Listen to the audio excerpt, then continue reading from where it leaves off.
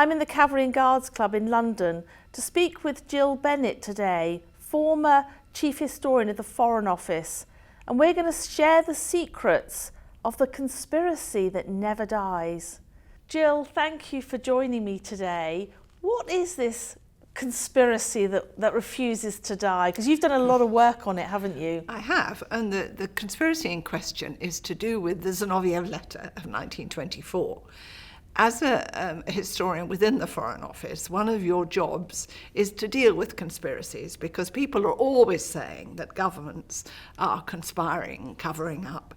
And so one of the things the historians do is deal with this kind of thing and try to explain.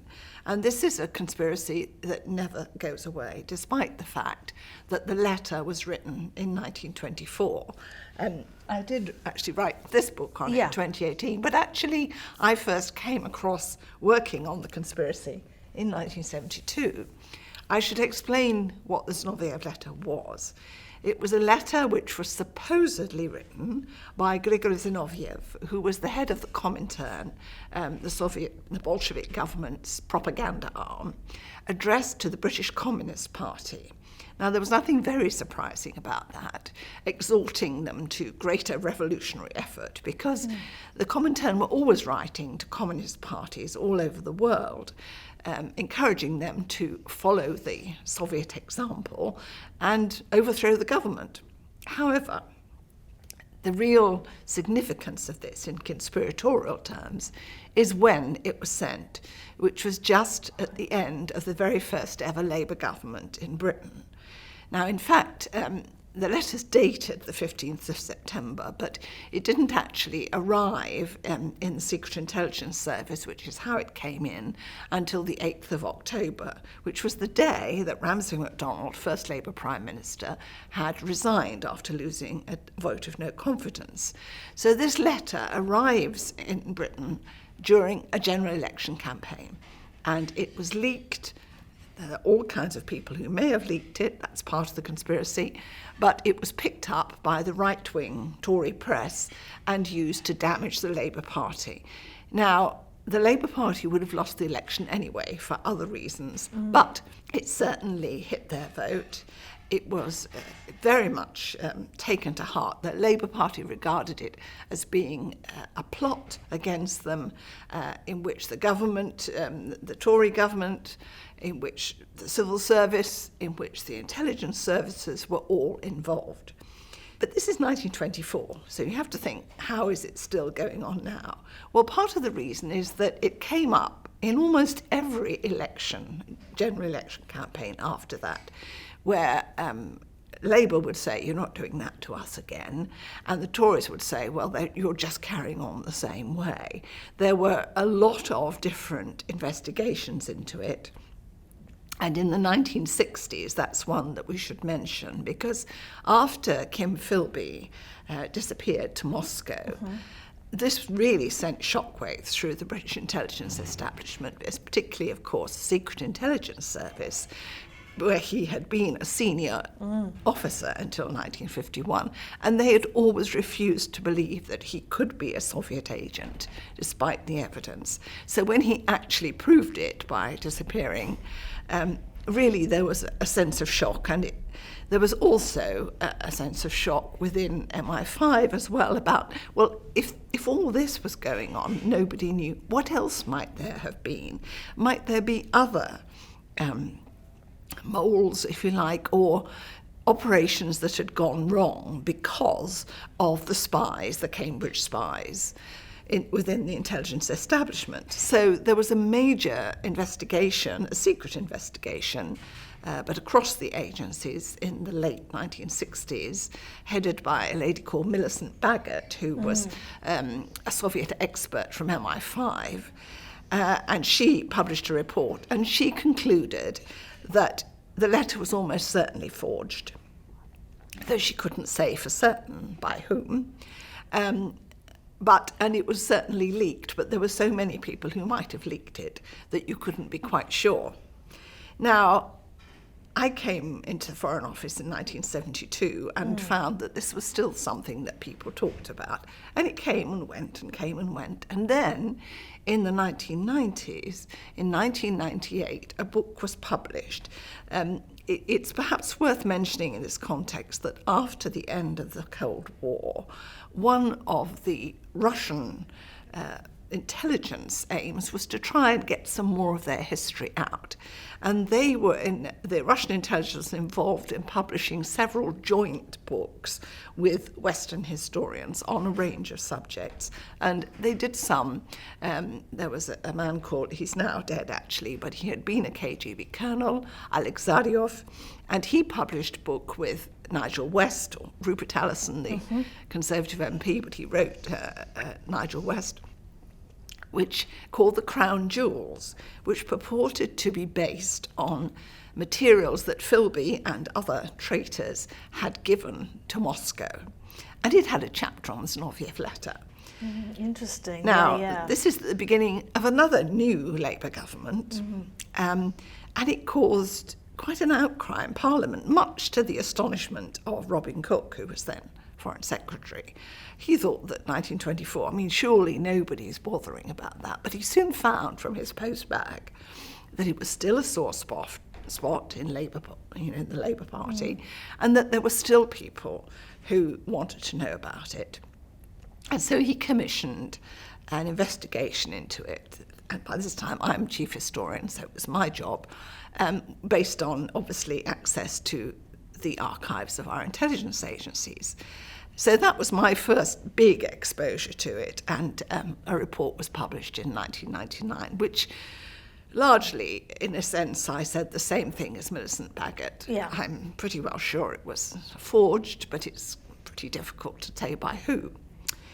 It still came back again. It came up again during discussions in Parliament of the legislation which put British intelligence agencies on a statutory basis. It came up every time we had a general election. It came up during the European referendum campaign.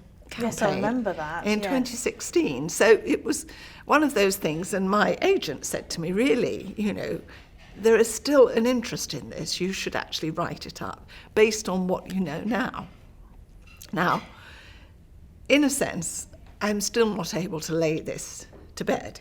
However, I do now think there's a fairly hot suspect who was a man called Ivan Pokrovsky. Now, he had been a white Russian. He'd served in the Tsarist army, and like a lot of other people, he was involved in trying to get at the Bolsheviks, so to speak. He may have been involved in the forgery.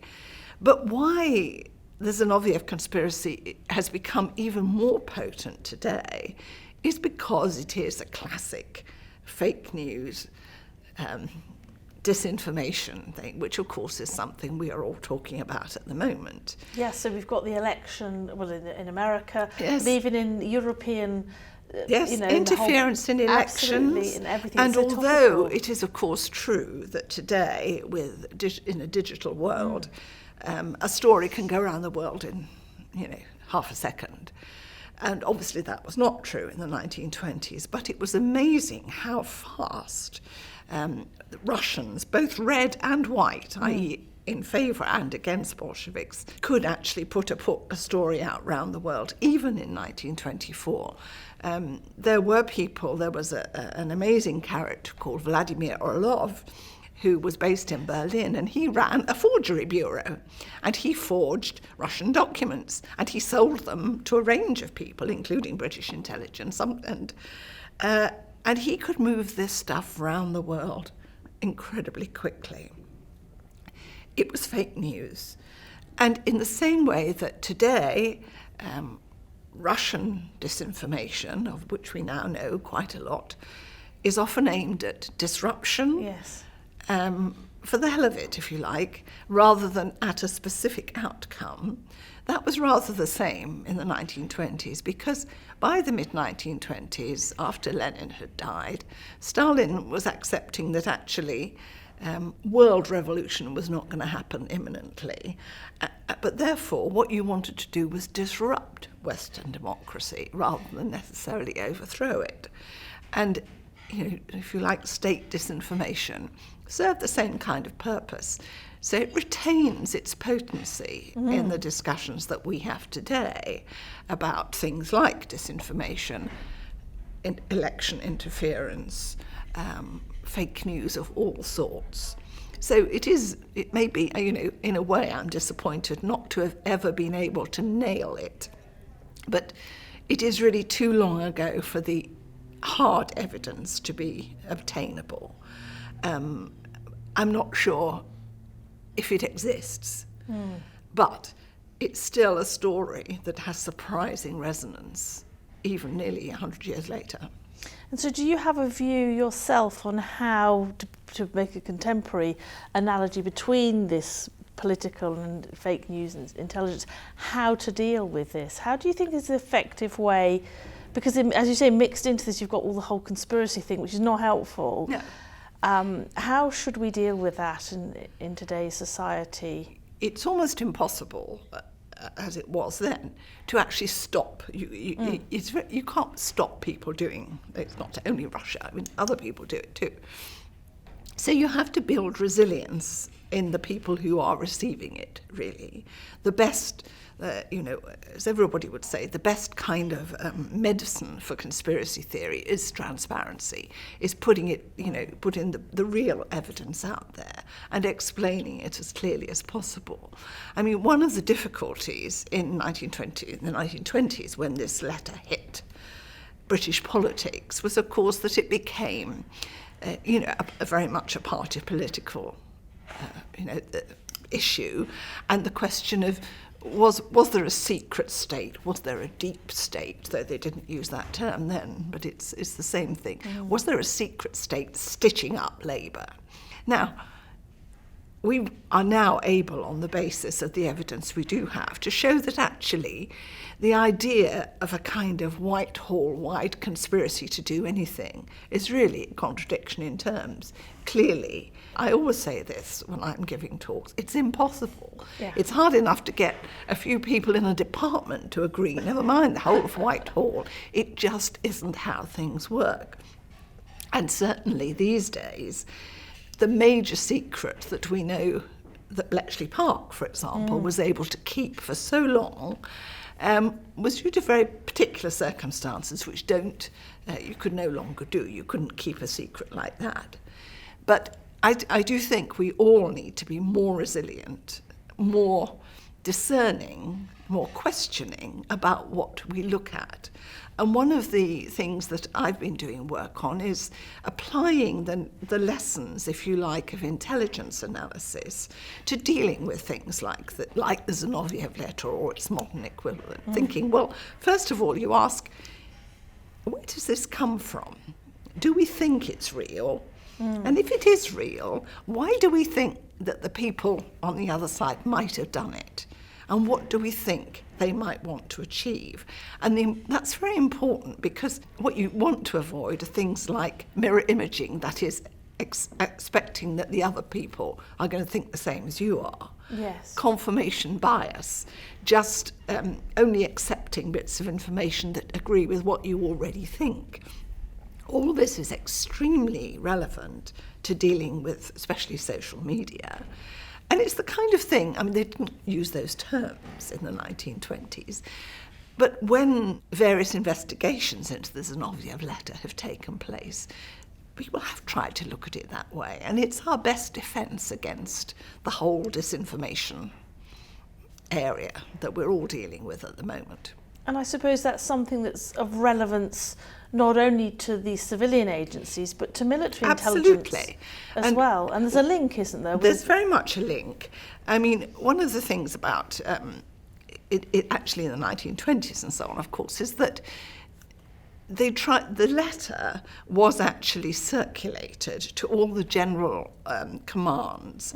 And unfortunately, one has to say that it's quite likely that it was one of them that leaked it. But of course, in the 1920s, you're talking with about a much smaller group of people. senior military people tended to be very conservative, not inevitably, but it was quite. But also you're talking about a very tight-knit group. Senior military, senior people in the intelligence agencies, senior people in the civil service, senior people who owned newspapers. These are a group of people who went to school together, yes, of course, married each other's sisters, belonged to the same club, meet each other socially. It's a very small world in the 20s and even in the 30s to some extent. So the potential for a conspiracy theory to spread in that is quite marked. And that, of course, applies to the military as well. They were also, and so, for example, there's another little episode which is relevant to this in 1927, when the premises of Arcos, that is the organisation that represented Soviet trade in this country, were raided by MI5 and the Metropolitan Police. And what precipitated the raid was actually the intelligence they'd received that somebody in there had got hold of a military manual. The military manual itself was not particularly secret, but the impact of thinking that the Russians might actually have official military documents was very explosive in those days. And, people worked, they were all the same kind of people. They all knew one another. So, yes, it does have a military dimension. And the same thing applies now. I mean, there's been concern, and I've read about this, about some of the things that our serving military today are exposed to in terms of pernicious material on social media and so on, spreading certain conspiracy theories. So it's the idea that you need a serious strategy for building resilience and countering conspiracy theory is just as important. It's extremely important. And actually, an episode like the Zinoviev Letter has lessons for us even today. Yes, I was going to ask that finally. Do you think very much so that history is, in fact, it's not a dead subject, it's something which is relevant to us today? It is, I can attest to the fact that very much so, government still very much needs history. Now, it's not to say, people have a funny idea about what official historian, people like me who work for government say. It's not that a minister will say to you, what happened on this occasion, and you say, well, it was that, and so don't do that. It doesn't work that way. You learn, nothing is ever quite the same. But you can learn lessons about how to deal with things, how certain things that happened in the past did work or didn't work, and how therefore you build on it. But each circumstance is different. But it's not, you don't produce a nice kind of 20-page memorandum on the Suez crisis. That's not how things work. But very much with, as we found in 1998, as Robin Cook found with the Zinoviev Letter, it actually matters how you talk about secret things to the public. It actually matters how you deal with them. How governments deal with secrecy matters to the military. It matters to everybody. So you're not following what went before, but you can certainly learn lessons from it.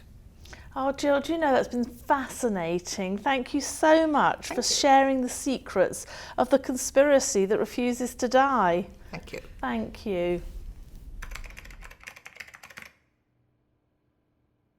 This has been a production for the National Centre for Military Intelligence. To find out more and to support the NCMI, please visit ncmi.co.uk.